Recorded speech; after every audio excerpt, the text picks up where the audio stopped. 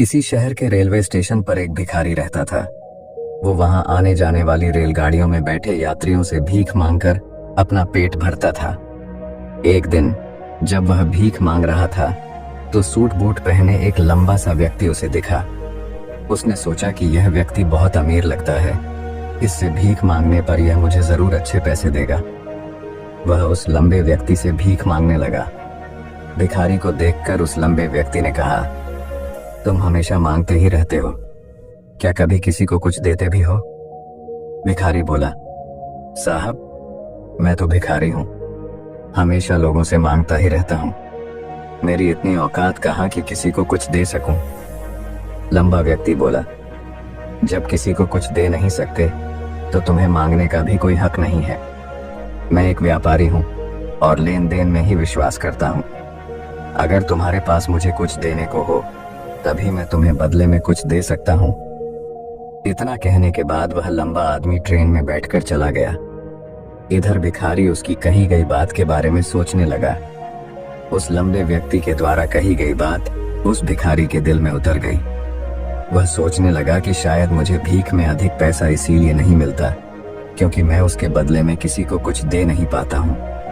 लेकिन मैं तो भिखारी हूँ, किसी को कुछ देने लायक भी नहीं हूँ। लेकिन कब तक मैं लोगों को बिना कुछ दिए केवल मांगता ही रहूंगा। बहुत सोचने के बाद उस भिखारी ने निर्णय किया कि जो भी व्यक्ति उसे भीख देगा उसके बदले में वह भी उस व्यक्ति को कुछ जरूर देगा। लेकिन अब उसके दिमाग में यह प्रश्न चल रहा था कि वह खुद भिखारी है तो भीख के बदले में वह दूसरों को क्या दे सकता है। इस बात को सोचते हुए 2 दिन हो गए, लेकिन उसे अपने प्रश्न का कोई उत्तर नहीं मिला था। तीसरे दिन जब वह स्टेशन के पास बैठा हुआ था तभी उसकी नजर कुछ फूलों पर पड़ी जो स्टेशन के आसपास के पौधों पर खिल रहे थे। उसने सोचा, क्यों ना मैं लोगों को भीख के बदले कुछ फूल दे दिया करूं। उसको अपना यह विचार अच्छा लगा और उसने वहां से कुछ फूल तोड़ लिए। अब वह ट्रेन में भीख मांगने पहुंचा। अब जब भी कोई उसे भीख देता तो उसके बदले में वह भीख देने वाले को कुछ फूल दे देता। उन फूलों को लोग खुश होकर अपने पास रख लेते थे। अब भिखारी रोज फूल तोड़ता और भीख के बदले में उन फूलों को लोगों में बांट देता था। कुछ ही दिनों में उसने महसूस किया कि अब उसे बहुत अधिक लोग भीख देने लगे हैं। वह स्टेशन के पास के सभी फूलों को तोड़ लाता था। जब तक उसके पास फूल रहते थे तब तक उसे बहुत से लोग भीख देते थे, लेकिन जब फूल बांटते बांटते खत्म हो जाते तो उसे भीख भी नहीं मिलती थी। अब रोज ऐसा ही चलता रहा। एक दिन जब वह भीख मांग रहा था तो उसने देखा कि वही लंबा व्यक्ति ट्रेन में बैठा है जिसकी वजह से उसे भीख के बदले फूल देने की प्रेरणा मिली थी।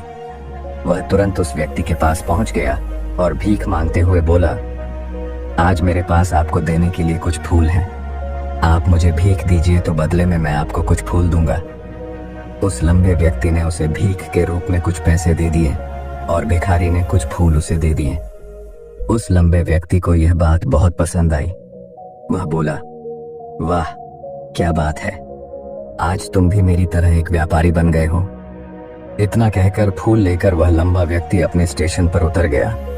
लेकिन उस लंबे व्यक्ति द्वारा कही गई बात एक बार फिर से उस भिखारी के दिल में उतर गई।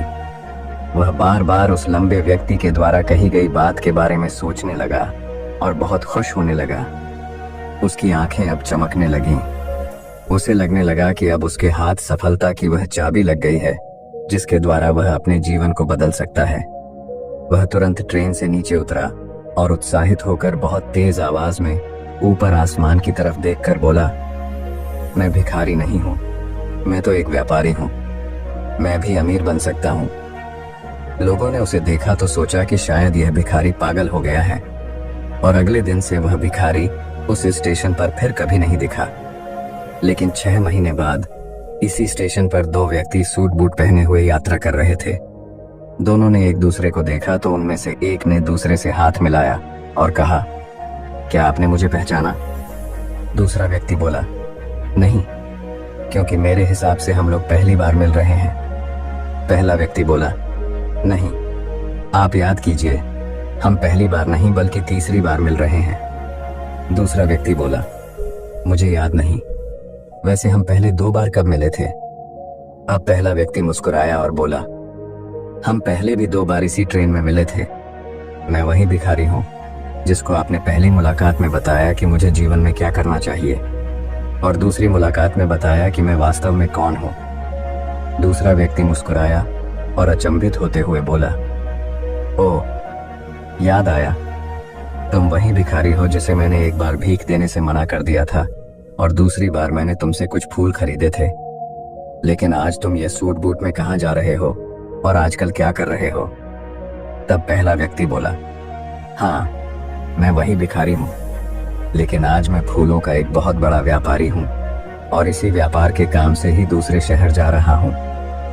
कुछ देर रुकने के बाद वह फिर बोला, आपने मुझे पहली मुलाकात में प्रकृति का वह नियम बताया था जिसके अनुसार हमें तभी कुछ मिलता है जब हम कुछ देते हैं। लेन देन का यह नियम वास्तव में काम करता है। मैंने यह बहुत अच्छी तरह महसूस किया है, लेकिन मैं खुद को हमेशा भिखारी ही समझता रहा। इससे ऊपर उठकर मैंने कभी सोचा ही नहीं। और जब आपसे मेरी दूसरी मुलाकात हुई तब आपने मुझे बताया कि मैं एक व्यापारी बन चुका हूँ। अब मैं समझ चुका था कि मैं वास्तव में एक भिखारी नहीं बल्कि व्यापारी बन चुका हूँ। मैंने समझ लिया था कि लोग मुझे इतनी भीख क्यों दे रहे हैं, क्योंकि वह मुझे भीख नहीं दे रहे थे बल्कि उन फूलों का मूल्य चुका रहे थे। सभी लोग मेरे फूल खरीद रहे थे क्योंकि इससे सस्ते फूल उन्हें कहाँ मिलते। मैं लोगों की नज़रों में एक छोटा व्यापारी था, लेकिन मैं अपनी नज़रों में एक भिखारी ही था। आपके बताने पर मुझे समझ आ गया कि मैं एक छोटा व्यापारी हूँ। मैंने ट्रेन में फूल बांटने से जो पैसे इकट्ठे किए थे उनसे बहुत से फूल खरीदे और फूलों का व्यापारी बन गया। यहाँ के लोगों को फूल बहुत पसंद हैं और उनकी इसी पसंद ने मुझे आज फूलों का एक बहुत बड़ा व्यापारी बना दिया। दोनों व्यापारी अब खुश थे और स्टेशन आने पर साथ उतरे और अपने अपने व्यापार की बात करते हुए आगे बढ़ गए। दोस्तों, इस कहानी से हमें बहुत कुछ सीखने को मिलता है। कहानी में लंबा व्यापारी गिव एंड टेक के नियम को बहुत अच्छी तरह जानता था। दुनिया के सभी बड़े व्यापारी इसी जीवन के नियम का उपयोग करके सफल हुए हैं। इस फॉर्मूले को उसने भिखारी को भी बताया। भिखारी ने इस प्राकृतिक नियम को अपना लिया और इसका असर उसके जीवन में साफ दिखाई देने लगा।